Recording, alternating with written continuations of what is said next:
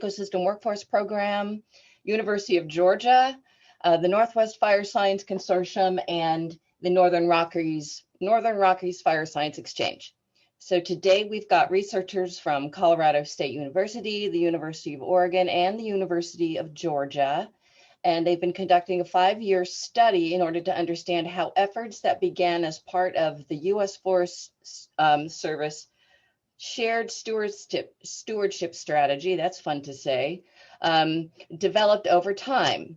And they're going to share some of their findings on their research on this project from 2019 to 2020. Please, if you have questions, put those in the Q&A or in the chat. And we're also going to put a link to their project webpage, so you can take a look at that. And we'll make sure to place that in the chat toward the end. All right, and I guess Chad, take it away. I'll go ahead and get us started, Janine. Okay. And, yeah, Courtney, hi everyone. Thanks for joining us. My name's Courtney Schultz. I am at Colorado State University. I'm a faculty member there in Forest and Rangeland Stewardship and study National Forest and Fire Policy. And I'm the PI on this project, so I'm going to start us off, but just want to acknowledge my co-PIs, Chad Kooistra, who's going to handle the bulk of our presentation today, Heidi Huber-Stearns at the University of Oregon, and Jesse Abrams at the University of Georgia. And this is part of a long-term agreement to study shared stewardship. So you can go to the next slide, Chad. So I just want to start by giving an overview of shared stewardship for those of you who might not be familiar with it. So it's a strategy that was written by the Forest Service and came out in 2018. And so it's kind of a general policy direction to focus on partnerships to really accomplish landscape scale kinds of restoration and other types of activities on Forest Service lands, but also across jurisdictions. And it really emphasizes the importance of partnerships between the Forest Service, states, tribes, and then other collaborators to identify priority landscapes, priorities for work, coordinate their efforts, and leverage capacity. It really builds upon a lot of previous efforts like cooperative conservation and collaborative conservation and all hands, all lands approaches. So you can kind of see it as a next iteration. And a lot of the goals in the shared stewardship strategy are supported by a number of recent policies, including, Good Neighbor Authority, CFLRP, Joint Chiefs, and all kinds of other authorities that allow people to work across jurisdictions. So if you're interested in checking it out, you can go to their website and you can see all of these states have essentially signed agreements with the Forest Service, signaling their intent to work on this at the state level. And I think that's an important thing about shared stewardship, is that it really elevates the partnership between states and the Forest Service in collaboration at the state level to really engage in that kind of priority setting and collaboration at that level. You can go to the next slide. Thanks. So in terms of our project development, we were discussing with agency leadership just the growing importance of partnerships and the growing sort of stature of state level collaboration, in addition to all of the local level collaboration and prioritization that goes on, through local collaboratives at the forest level, but also other kinds of efforts for prioritizing projects like CFLRP and other things that happen at different places within the agency. And so we were sort of discussing the importance of this and people working on shared stewardship. And we originally developed a plan with the Rocky Mountain Research Station to kind of keep an eye on it in our region, but eventually entered into a national agreement with the Washington office, State and Private Forestry, to look at this over the course of the next 5 years. And we also attended a number of early shared stewardship meetings and workshops to kind of think about how to design our work, and got a lot of input from people working on shared stewardship at different levels about how we might go forward with this research. So our general project timeline was in 2020 to start with some national level interviews and hear from partners, but also people, who worked on the strategy or who were really key to implementing it at the federal level, to understand whether they saw sort of opportunities and also potential challenges coming up with shared stewardship. And then we wanted to collect data at the state level from states that were entering into agreements with the Forest Service really embark, wholeheartedly on shared stewardship. And so we covered most of the states in the West that had agreements signed in 2020. And then we put out a practitioner paper covering all of those findings and are working on a publication from that. This year, we're doing that for a number of the Eastern states that have signed agreements. And we're also starting to do, this is kind of separate from our state level investigation, we're starting to do case studies more at the project level, where we're looking at projects that either were designed or influenced by the shared stewardship efforts. And so we're kind of down at that project level, looking more at things like what kinds of authorities are people using, how are they building their partnerships, what are the challenges they might be facing, and so on. So this year, we're presenting those findings from year one, embarking on those case studies and collecting data in those Eastern states as well. And we'll do another practitioner paper focused on the Eastern states. And then for our out years, I would say that's a little bit to be determined. We'll continue to study these cross-boundary efforts, but I think we want to, co-design that work with people like you all and our partners in the Forest Service, and really determine what's going to be most useful and interesting going forward for this kind of longitudinal study. These are our research questions. They're pretty detailed, so I'm going to go through them quickly, but you'll get a sense of what we're looking at. So one of the things we want to look at, this first one, is how the strategy is playing out in different states and what factors were driving choices about different partnerships and directions. So things like history or existing partnerships or priorities. What opportunities and challenges do people see associated with implementing this strategy? How is it leading to changes in prioritization, collaborative efforts, partnerships, cross-boundary planning, and project implementation compared to business as usual? So we're also interested there for question 3 and effects at the field level or more local level collaboratives, like how this is affecting them. 4, specifically, how are priorities being set? What different authorities, tools, forums are being used? 5, what kinds of institutional and organizational changes are needed to really move more into this kind of cross-jurisdictional, more landscape scale kind of work? Do we need new capacities, policies, incentives, or measurement approaches? And then 6, what are the political opportunities and challenges that arise with increased state level engagement? So in year 1, we completed 117 semi-structured interviews. Some of those had more than one person on them, so a total of 127 people. This is almost entirely work that Chad led, but others of us were part of some of these interviews. So he's going to be reporting on these findings and really knows this data inside and out. 21 interviews at the national level, and then 96 at the state level, and about 10 interviewees in each of these states. And we really tried to get people who represented the signatories from the state and federal agencies, key line officers where there was implementation on their landscapes, people with advisory committees, industry groups, or other key partners that were knowledgeable about this. And this was early days on shared stewardship. So we reached, saturation pretty quickly in each state in terms of people who were really knowledgeable about what was going on. Then we did a detailed and kind of iterative coding process, which is how we analyze social science data, and did some cross-state comparison to look at themes across all of our data. This is a website where all of our project materials are housed, and you can check it out. And there is a practitioner paper there that's got findings from this in various levels of detail, depending on your interest.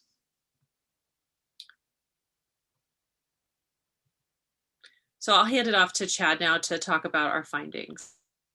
Thanks, Courtney. I will start out presenting our findings by these kind of 6 different categories or sections, and then I'll go into, I'll give a summary of the findings pretty briefly by the research questions specifically. I'll touch on examples from different states, but I won't go into a lot of detail about any particular state throughout the presentation today. If you do want to see more information about kind of some of our state specific findings, there is more detailed information about that in our report. So overall, there was a lot of agreement across interviewees and people we talked to about the need to increase the pace and scale of work on the ground to address fire risk, forest and watershed health, and other issues like resiliency to climate change across boundaries. And there's acknowledgement that limited funding and workforce capacity really affected the ability to to address and increase that pace and scale of work. There's also widespread acknowledgement of the need to support local communities and the forest products industry through more investment and getting more work on the ground. There's also a pretty clear understanding of how shared stewardship developed, where the strategy came from, especially our national level interviewees really talked about how shared stewardship came from these conversations around the fire funding fix and the need to increase accountability in terms of U.S. Forest Service spending, as well as trying to find innovative solutions to address some of these priority needs. And they also talked about how this shared stewardship really was a continuation of trends over the past 2 decades of increasing collaborative cross-boundary management, with the difference really being more formal state-level engagement and a more emphasis on science-based decision-making. People did really, they discussed the delivery and development and rollout of the strategy as very Forest Service-centric, which a lot of people kind of noted was a missed opportunity to really engage partners from the very beginning and development of the strategy, and just left people a little unsure at the beginning, where they stood in terms of their role as a partner with the Forest Service, specifically if they weren't with the state or with a state level agency. But overall, widespread agreement about kind of overall goals for shared stewardship. As this person noted, shared stewardship creates an opportunity to do something different. No one entity can do this work alone. It's about how can we identify mutual commitments, mutual goals, share decision space, identify shared priorities, and take more of a holistic approach to get at a bigger scale. So we heard that kind of thing a lot in most of our interviews.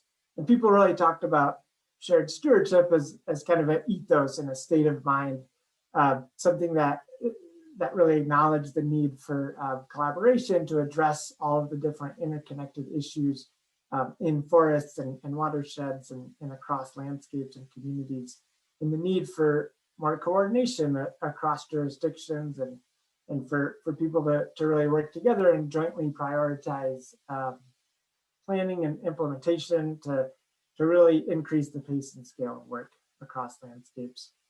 They also acknowledge the potential for these types of approaches to generate more economic activity for the forest products industry, as well as in local communities. And so overall, they saw shared stewardship as kind of an umbrella or a framework for all of these things, and an impetus for expanding this type of approach to a lot of different cross-boundary issues. So there was a little bit of concern, as I mentioned briefly, about shifts in partner and local involvement. Again, some of those local partners and some collaborative groups were a little just unaware of what their role might be with shared stewardship if there was an emphasis really between the state and the Forest Service. So they weren't completely sure about where they fell within their relationship with the Forest Service and what that might look like moving forward. But overall, people really didn't think that power dynamics and kind of final decision making was likely to shift in most states. We'll talk a little bit more about that. There was a difference in Utah, though, where shared stewardship was really seen as a way to ameliorate or kind of ease some of the tension and longstanding conflict between the state and the federal government there. For example, somebody in Utah said, on the federal side, I think they're feeling like this is maybe a good move forward where the state won't be fighting them on everything. And they've got both money and boots on the ground. And then for the state, I honestly think that they kind of feel like this is a way for them to keep federal government in check a little bit. So one thing that was very evident throughout our interviews is the importance of these kind of cross-boundary efforts and relationships between agencies and partners before shared stewardship. And I was really helping to shape what shared stewardship was starting to look like in these different states. So, the importance of agencies working together and having a history of working together, supported by things like good neighbor authority, stewardship agreements that bring in other partners, CFLRP and joint chiefs, those things that had existed in some of these states really gave a foundation for the relationships between different agencies and partners that were helping them move forward with a more formal approach under shared stewardship. We also heard a lot about previous cross-boundary forest health assessments, both at the state and national and regional levels, that really kind of pointed to different priority areas and needs across landscapes, and that really helped kind of get things started with shared stewardship and where that might go and focus in some states. We heard a lot about the importance of state level funding mechanisms for doing work, especially on cross-boundary projects. For example, in Washington, the state has been funding forest collaborative groups and others to do kind of local projects that fit within their statewide plans, or their state forest plan or their 20-year forest strategic health plan. We also heard about in New Mexico, they've been funding some work on different lands through oil and gas severance taxes. And then in Utah, we heard a little bit, their legislation immediately put some funding into doing shared stewardship projects really in their first year of agreement of their MOU signing. So that was just really important, that both before shared stewardship as well as at the time being, just having that state level funding really shows commitment from the state and gives them a big role in working with the Forest Service and other partners. Lastly, we did hear a little bit about how the extent and location of national forest system lands can really affect partnerships and the way agencies work. The Forest Service works with other agencies and groups. For example, in New Mexico and Utah, we heard a lot about how the Forest Service owns a lot of the forested lands there, a lot of the headwaters and key kind of watershed lands, as well as some of the more high value timber. So for their reasons, that they're clearly a big player in those states, but especially for things like fire and watershed, management, they've really had to work with partners over the years to address those issues at a meaningful scale. And that was important. And then in Nevada, we heard how the Forest Service there has had to work with agencies like the Bureau of Land Management and Fish and Wildlife Service and all the state agencies, given the Forest Service's relatively minimal land ownership role or proportion compared to other agencies in the state. So kind of building on that, we also heard a lot about the importance of past and current programs and plans that really set the foundation and opportunities for shared stewardship. So things like the 20-year forest health strategy in Washington, various watershed plans and restoration principles in New Mexico, the Utah catastrophic wildfire reduction strategy, and a few other things like that people really kind of relied on as a foundation for shared stewardship and working together across boundaries. We also heard a little bit about some confusion with how shared stewardship might integrate with some of these existing programs in some states. Like here in Colorado, shared stewardship was rolled out shortly after a cross-boundary effort called the Rocky Mountain Restoration Initiative was rolled out. Which was very similar in terms of kind of the language being used to describe the nature of those efforts. So there's a little lack of clarity about how that would relate with shared stewardship and integrate with RMRI. We also heard a lot about the importance of existing positions and committees, as well as communication channels that really help set the stage for shared stewardship and dialogue across partners and agencies. So things like liaison positions in state agencies who, like Washington, has liaison positions that work specifically with on federal lands. So they're coordinating those efforts and they have those connections and relationships already. We also heard about a lot of committees that existed already, like the New Mexico Forest and Watershed Health Coordinating Group, that are kind of multi-partner groups that, again, kind of already have everybody at the table. And then there's, through all these different groups and networks, there's these existing communication channels that are really helping to move shared stewardship forward. And so a lot of people told us how they're relying on these existing partners, but also reaching out to more partners and trying to increase the inclusion and diversity of who's at the table and partnering with these agencies. So at the time of our interviews, which occurred in 2020 across different times in these states, most changes we heard about because of shared stewardship strategy were really described as being more conceptual or around intentions, or kind of adding a formality to what's being done there already. We heard about in New Mexico how it was sort of creating this like shared vocabulary. Everybody was kind of starting to use the same terms, and that was helping to really coordinate things across boundaries and partners and agencies. Others described it as still thinking about how to move from kind of a state of mind to a state of being, and really realize how to do shared stewardship and what might be different. A few things that people did mention as notable changes included people telling us about more outreach and communication between agencies and partners, as well as some new positions being developed. And these positions really, we heard that they really gave shared stewardship, they kind of made it real. They gave it some structure, something more tangible. So these were like state or regional level coordinator positions in the Forest Service or state departments. Sometimes these positions were funded jointly by different agencies, which also kind of signaled this partnership and collaboration across agencies. That was important. California was looking into setting up sort of these shared stewardship advisors in a few different zones of the state to really just help kind of move things forward on the ground.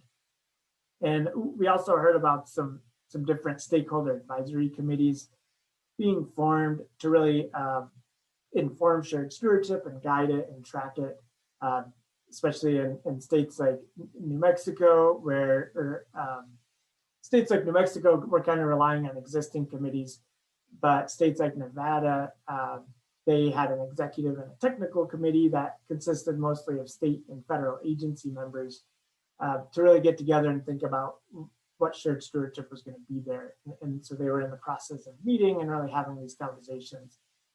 Idaho had a shared stewardship advisory committee as well that had a lot of different subcommittees, and they were kind of looking into expanding who was involved in that and who is represented on those committees. And then, people were also just looking more generally at adding more partners in terms of who they work with on a regular basis. So this often included groups like tribes and private companies, utility companies, and other organizations that they thought that they could work with more regularly and more formally. And then lastly, only a couple of states at the time of our interviews had really identified specific priority landscapes or projects, particularly Idaho and Utah had done that.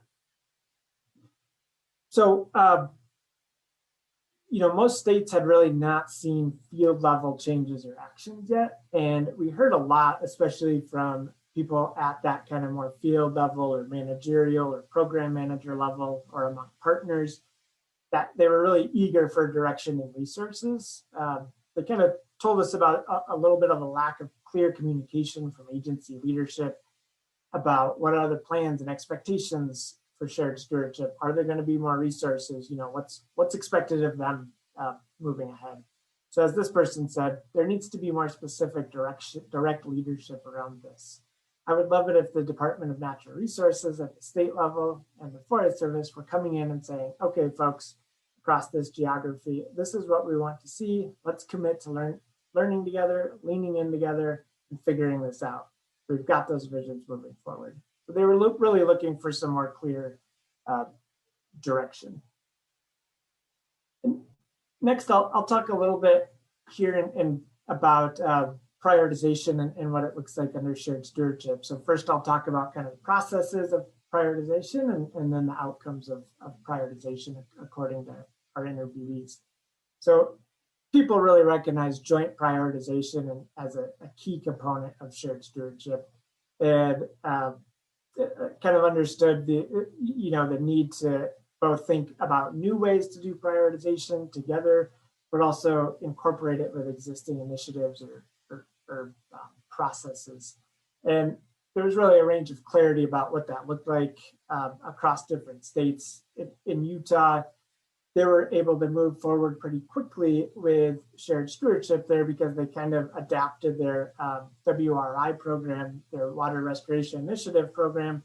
They adapted that to basically be able to pull projects from that met shared stewardship criteria and start getting work done on the ground by funding some of those projects pretty early on. And then, in New Mexico, we heard about a lot of clarity where everybody kind of said the state forester and the regional forester were really on the same page and gave consistent and clear messages that everybody's priorities across the state, across jurisdictions, would really come from the State Forest Action Plan. And that was something people consistently told us there. In other states, like in Colorado, it wasn't very clear if there'd be a new shared stewardship prioritization process or how it would integrate with other things like the State Forest Action Plan, the State Water Plan, the State Wildlife Plan, and RCS's state prioritization process. So, and Utah was Oregon was sort of similar, where this person said, we had a wildfire council that said we need a 20-year plan. Then we have a forest action plan. Now we're going to have a shared stewardship advisory committee that's not going to convene until probably after the forest action plan is approved and needing to go. It's just hard to understand how it all fits together right now. So states were really at a different stage in thinking about what prioritization looked like and how to move forward. But one thing that really kind of resonated across a lot of the states was the role of the State Forest Action Plan update process, which was happening throughout 2020. And that really was the first opportunity for a lot of states and the key partners and agencies to start operationalizing shared stewardship and really collectively planning across larger spatial extents. And I'll just give a couple of quick examples here. In Idaho, we heard a lot about how they used scenario investment planning, the Forest Service's tool, and a lot of different state and federal level data sets and forest health assessments to really inform their priorities and their priority landscape selection for shared stewardship, along with some input from different partners on that process. In Nevada, we heard about how the state's shared stewardship executive and technical committees, which again consisted of different state and federal agency members or representatives, how they kind of all brought their own data sets as well as highlighted their own priority landscapes, both in terms of wildland fire and WUI or wildland urban interface areas, as well as priority areas in wildlands or rangelands across Nevada. And they kind of put all of that information together and look for overlaps between all these different agencies and identify those hot spots that they called them. And that really informed kind of how they moved ahead with prioritization and planning there for shared stewardship projects.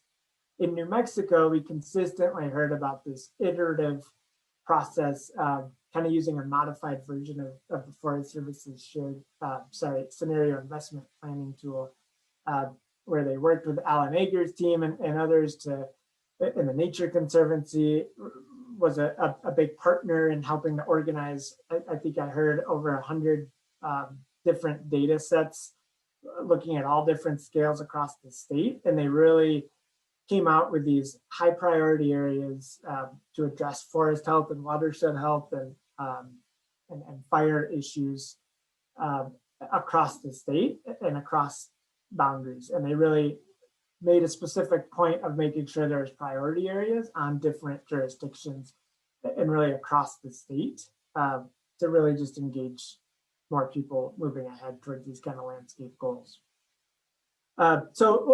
We did hear about some different approaches to using scientific data and processes. Some people like Idaho and Utah, or Idaho and New Mexico, did talk about using the scenario investment planning tool. Places like Utah said they did not use it because they felt they had their own local data and processes that captured some things like water system connectivity better than they felt other things could do. So they decided not to use it. But generally, places felt they had enough scientific data through these past forest health assessments and landscape scale assessments across their state. However, there was a pretty consistent need for more social science data to be able to assess public support, as well as public or partner and agency perceptions about the collaborative process and is it really effective, and as well as the prioritization process. So really using social science to understand how these things were playing out and the effectiveness of some of these different things under shared stewardship. As well as people were looking for more science-informed guidelines about communicating and about effective collaboration. So a couple of people asked us, they want resources, how do we collaborate and how do we effectively communicate with different partners and the public and agencies and that kind of thing. As far as the prioritization process, there was some uncertainty about how different scales of prioritization might play out over time. So, we've got a lot of these state and national level prioritization and tools and maps and assessments out there that are meant to kind of look at priorities at those levels. But people were really curious how that would interact with local priorities and local needs and how that's going to play out over time. But people, definitely agreed that the prioritization process should really be transparent and a collaborative endeavor involving, all the partners and agencies and being clear about different roles within those processes. People also thought that, eventually prioritization under shared stewardship could move into different areas or priorities, like things around water or wildlife habitat, recreation, other things that cross boundaries. And then one thing we heard, I started hearing a little bit more, was that, people understood the value of science and prioritization and data and these assessments, but they also thought that prioritizing kind of investments on the landscape and implementation of shared stewardship should really consider other social factors like existing and local relationships, capacity and social license to do the work, and buy-in and initiative from local communities to take responsibility and get the work done. So like this person said, I'm more of a fan of putting money in places where you've got the social element in place. You've got the people asking for help, and you've got the organizations, the watershed collaboratives that have formed, who are ready to be responsible for making the work happen. And you've got the community understanding that the work needs to happen. I think you can put a lot of efforts into resource analysis and overlook some really good energy out on the landscape. So just encouraging to look into things more than just science for informing shared stewardship. One thing around prioritization consequences, people definitely talked about the concept of kind of winners and losers when you invest in a particular part of a landscape or a community. And they talked about this as a reality in the sense that we can't do everything everywhere, so we have to invest in certain areas more than others. But they also recognize that other places still get supported in different ways, and that these investments in certain areas still lead to lessons that can apply to other areas. This person said, the shared stewardship priority area is just an area to try it out.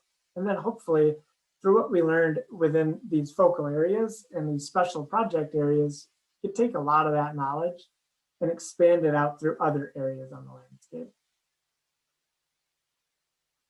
And then we also heard about the need to assess and communicate the impacts of prioritization and targeted investment, kind of around two areas. So people saw this was important to track, prioritization and how it was playing out. For one, because they thought there'd be pressure to spread investment across landscapes to really maintain political and local support across the state for these types of investments and programs. And then a lot of people said, you need to show return on investment from these state programs and other funding sources to make sure they keep coming. So next, I'll highlight a few opportunities and challenges. So, people really saw shared stewardship as an opportunity to embrace a collaborative mindset and really share accountability and responsibility across partners and agencies, as well as enhancing coordination and leveraging resources.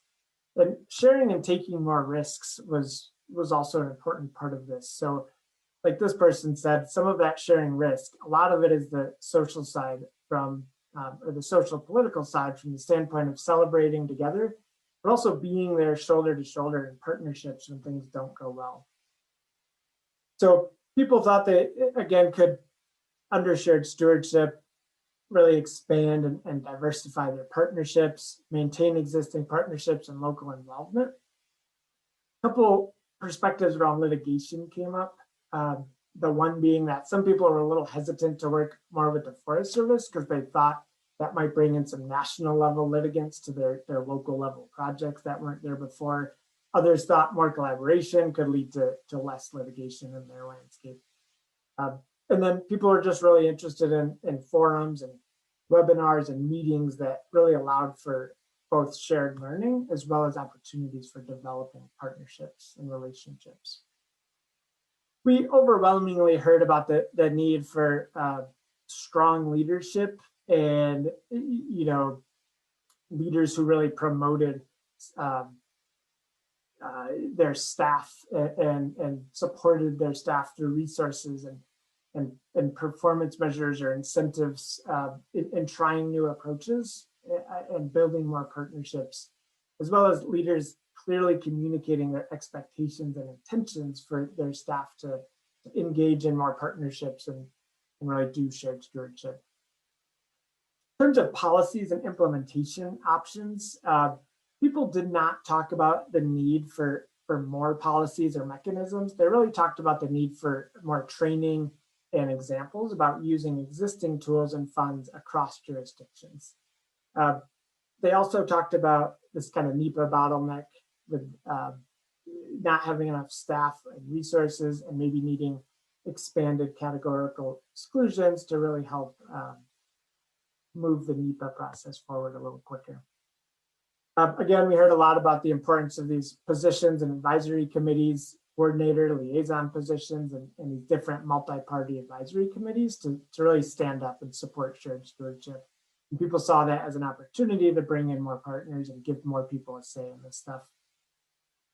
We heard a lot about the challenges of around the forest products industry workforce and workforce, the challenges of underdeveloped markets and infrastructure, especially for biomass and small diameter material and other restoration byproducts. They saw shared stewardship maybe as providing an opportunity for more innovation and more learning around some creative approaches to addressing these issues. A lot of people talked about the need for increasing the trained workforce to get work done on the ground and the importance of making sure industry was represented in shared stewardship talks and committees and things like that. And then we also talked about performance measures and outcome assessment around shared stewardship. These things were mostly still being developed in different states. People recognize, though, that there should be local and partner input into performance measures for shared stewardship.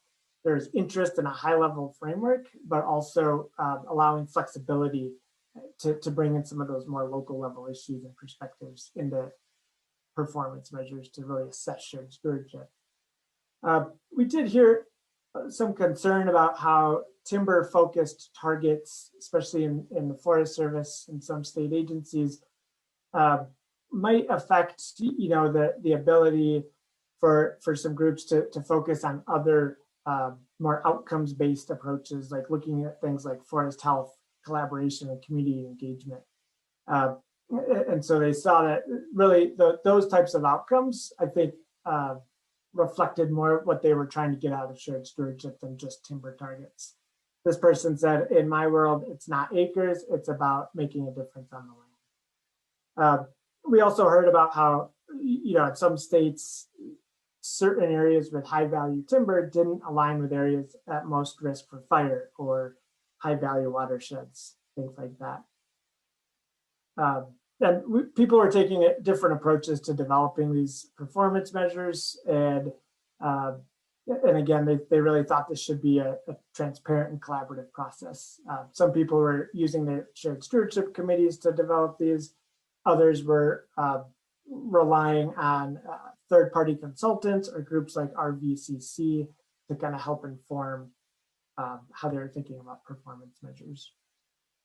And then lastly, for opportunities and challenges, people talked a lot about the need to create a culture of collaboration internally within agencies like the Forest Service and state agencies, and having strong leadership with clear communication and really promoting consistency across the different units in those agencies. We also heard about the need for incentives and leadership for leadership and field staff to try new things, build partnerships, and really engage in shared stewardship. And then we heard there was just a challenge inside of a lot of agencies in terms of the kind of bottleneck in agreement, approval, and modification processes that tended to slow down the work sometimes. And just a couple last things that came up here. People were wondering how shared stewardship would integrate with other existing programs and policies like CFLRP and Joint Chiefs and other state programs, and really what support would be there from agencies and how would this endure over administration changes. But they really hoped the approach and the main tenets of shared stewardship would hold and would really become a way of how they do work in these states and regions.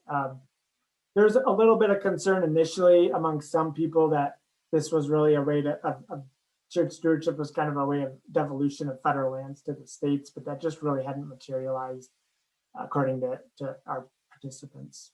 And then, of course, COVID-19 really slowed down kind of everything last year in terms of funding, people being able to get together and meet and build partnerships and connect. So that was certainly a limitation. I'm just going to very briefly run through these summaries by research questions, just to kind of summarize our findings. So this question, how the strategy is playing out in different states and what factors are driving the choices about directions there. We really heard people value the flexibility for shared stewardship to shape up uniquely in that state, and that each state was going to have different trajectories based on their past histories and their available resources and other contextual things there. Leadership and direction would really affect how shared stewardship would play out there as well. People also agreed about the importance of having inclusive and mutual partnerships that really illustrated shared values and improving efficiency and leveraging resources. In terms of overall opportunities and challenges, again, people are optimistic about the formality of shared stewardship and promoting collaboration and the longevity of this approach. There was some skepticism and uncertainty about among the field level and partners about kind of what would really be different about shared stewardship. Recognition that you really need strong and consistent leadership and clear directions and expectations to make this successful. Increasing staff capacity and resources, and providing incentives for agency members and partners to really engage in this was needed. And supporting and aligning industry with forest management needs through workforce training, industry representation, and then innovations and sources of funding was a huge priority. And then just in terms of kind of what's being, how it's leading to changes in prioritization. So there's overall kind of a shift in mindset we heard about in terms of approaching prioritization and partnerships, really using strategic partnerships to leverage and expand resources and accomplish work more effectively. There's also a more collaborative approach we heard about to updating the State Forest Action Plan and setting priorities across the state. And some places were really planning new projects, and others were still kind of learning from existing efforts, expanding on those. And then how are priorities being set under the strategy? Again, a lot of states were relying on the State Forest Action Plan update to really operationalize shared stewardship, using existing data and scientific tools at different scales, as well as taking kind of an intentional approach to thinking about multi-jurisdictional work, and creating new and using existing positions and committees to bring people together and track and guide shared stewardship. And then also people are thinking about having and the importance of multi-party meetings or forums for shared learning and outreach opportunities. And then in terms of institutional and organizational changes needed, again, we heard a lot about the need for direction and an understanding of what resources are available and what are the incentives to do things like shared stewardship. We need clear communication and about the expectations. People wanted to see leadership support for taking risks and trying new approaches. There was also hope that shared stewardship would help broaden traditional incentives and performance measures and move beyond targets focused on timber. And then there is, of course, the need for more funding and staff and training, as well as, again, more opportunities for sharing information and examples and learning from each other. And then lastly, in terms of political opportunities and challenges, we heard a lot about the kind of importance of more formal and coordinated roles in joint planning and implementation, as well as how shared decision-making and responsibility can both improve efficiency and project size, but also has risks if things don't really work out, and everybody's kind of sharing that responsibility too. Same with, developing new partnerships does have risks. If those partnerships don't work out or they sour, then, you have to deal with that moving ahead. And then some of the key prioritization challenges are that some landscapes will get more attention and resources than others. And there's some concerns that some local partners may be left behind. And then there's some thoughts about making sure that local capacity and interest is included in prioritization and not just scientific data and other analysis. So then I'll turn it over really quick to Courtney for a discussion about the future of shared stewardship and what all of this means for that. Thanks, Chad. Well, I'll quickly just go through this and just summarize, some of the factors affecting success, I think, are going to involve whether or not we have consistent leadership in key positions. And throughout everything that we've done, we always find that strong leadership and communication and having good internal and external support for these processes are really important. I think in this case, having really good capacities, incentives, and measurement approaches is going to be critical for supporting cross-boundary work. Of course, the local dynamics are also really important in these cases for how these different approaches are playing out in different states, and that will be really interesting to watch. Throughout this work and also other work we've done looking at, like, for example, climate change monitoring, we're starting to see just an increased need for people who are in these boundary spanning positions that are dedicated to connecting, like, researchers and scientists, state and federal, air and land managers, that sort of thing. And so I think as we work at larger scales, this is becoming more important. Of course, the collaborative history and relationships are going to matter in these places. And I would say that, one of the things we're really looking at with our project level case studies is whether people have the capacity and expertise to combine these different mechanisms and policies they'll need to do cross-boundary projects, or whether there are opportunities for improvement or streamlining those.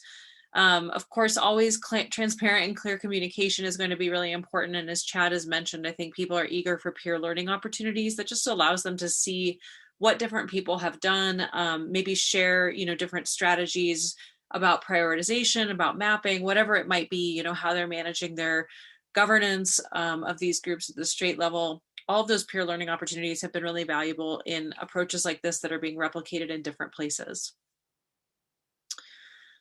Some of the persistent challenges, the support, the funding for staff, I think actually just, having the funding to do the work is really critical. Improving existing capacity and the ability to leverage capacity through, good resource sharing agreements. There's always the challenge that timber targets may not align with the high priority work in landscapes. So working on how to, couple those with other measurement approaches that reflect the work that people want to do is going to be an ongoing discussion. And then, of course, the strategies for dealing with the low to no value materials. This is something everyone's been struggling with and continues to struggle with. So thanks so much for attending our webinar, and we'll take some questions now. And all of us are here if you have questions about things that are going on in particular states that some of us might know better than others.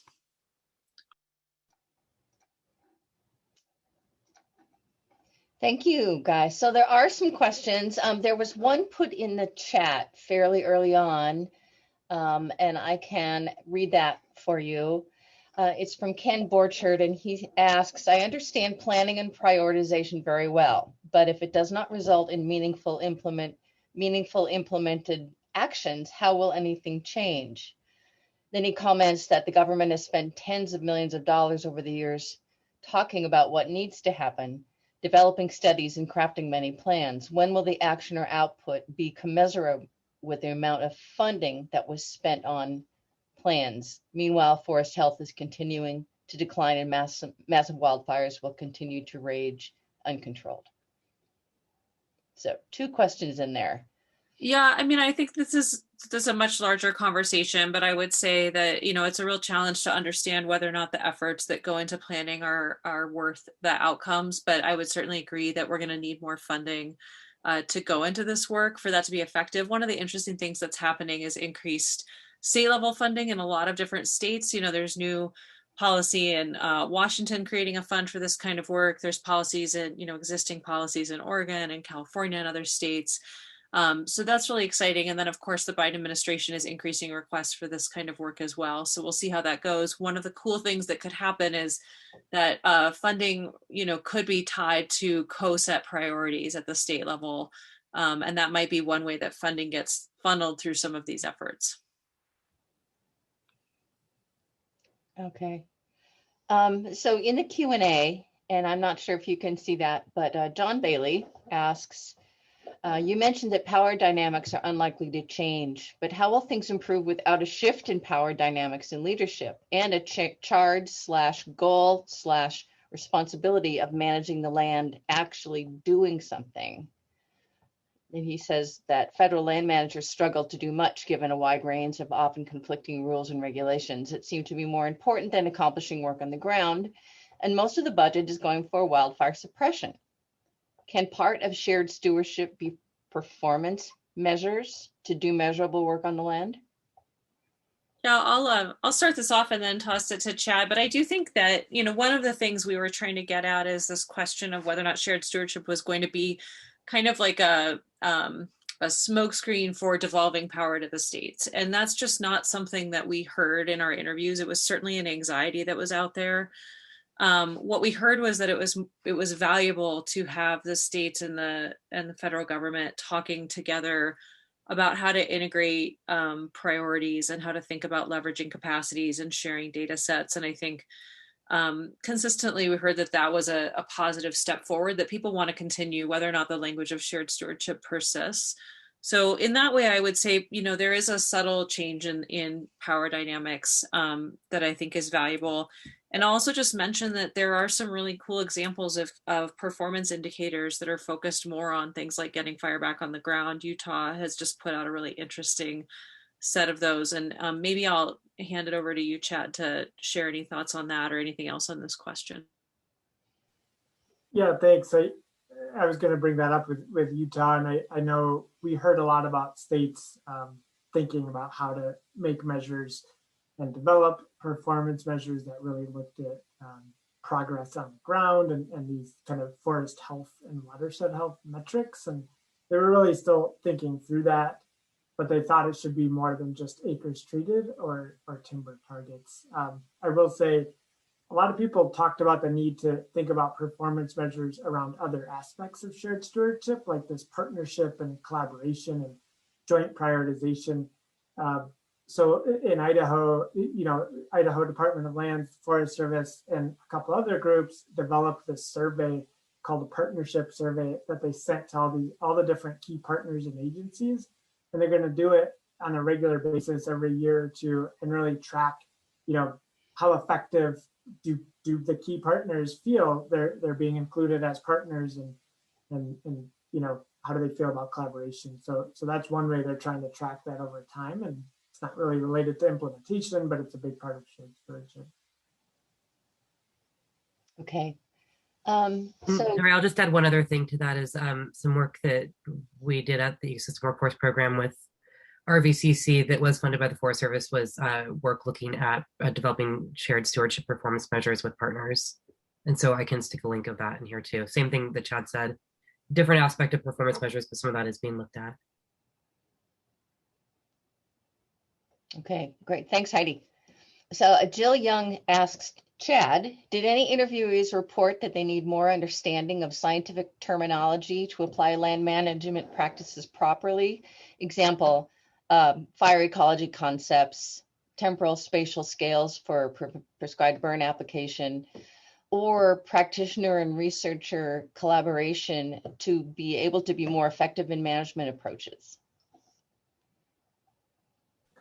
Yeah, thanks. It's a good question. I think, the people we spoke to, I think were pretty high level. They have, felt that their staff and their agencies had a lot of that scientific knowledge and terminology, but they did feel more of a need to have better and more clear communication with the public and other partners just becoming involved, so new partners, and really using consistent terminology. So I think, to some extent, yes, would be my answer to that question. And it's really more of a matter of kind of clear and consistent communication and just making sure people are using, the same meanings for the same terms as they develop these partnerships and keep working together. Yeah. John Walker asks, much of the West has a buffer of BLM land between private WUI and U.S. Forest Service lands. Are there any examples of successful collaborations across these three jurisdictions?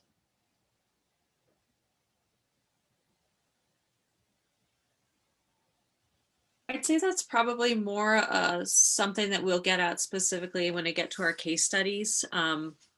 And we can look at some of the projects that are being planned to really work across jurisdictions and include, private, municipal, state, along with federal land. But I don't think we have great examples of that right now. But I think if you are interested, the first place I would look at would be at some of the Joint Chiefs projects. Mm-hmm.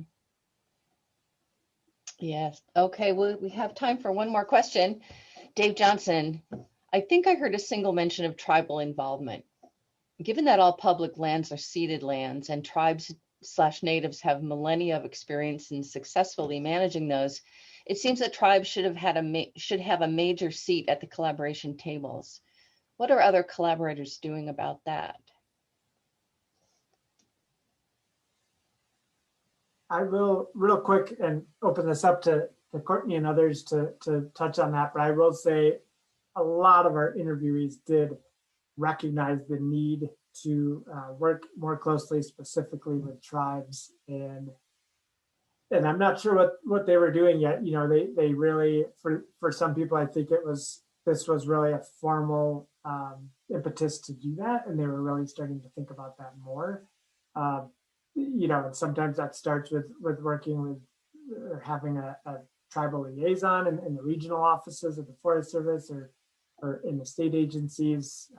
But I think it varies so much in terms of working with specific tribes that I think they recognize that as just something that's going to require a very intentional effort. And but people were very aware of that. See if Courtney or others has anything to add there. Well, I'll just say that was consistently something that came up in our data as a place people felt like there was a lot of need to grow and room to grow.